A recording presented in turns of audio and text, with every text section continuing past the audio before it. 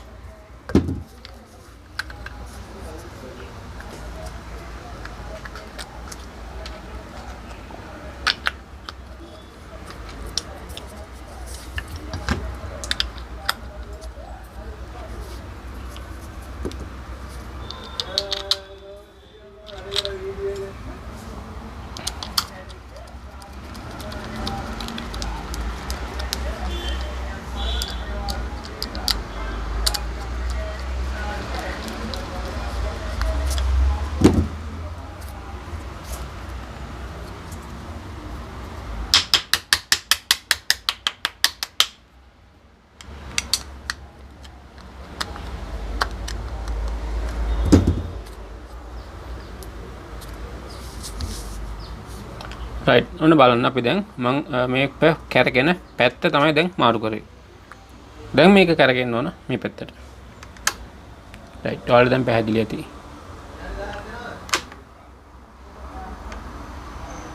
බලන්න දැන් මේ ෆෑන් එක වෙනුවට මේ ෆෑන් එක දැන් මේ පැත්තට තමයි දැන් දෙකම ඒ කට්ට දෙක එක පැත්තට තියෙන්නේ. දැන් අපිට මට උවමනා කරේ මේකේ කැරගෙන දිශාව මාරු කරන්න. මං හිතන්නේ ඔයාලට මේ සම්බන්ධව පැහැදිලි වෙන්න ඇති.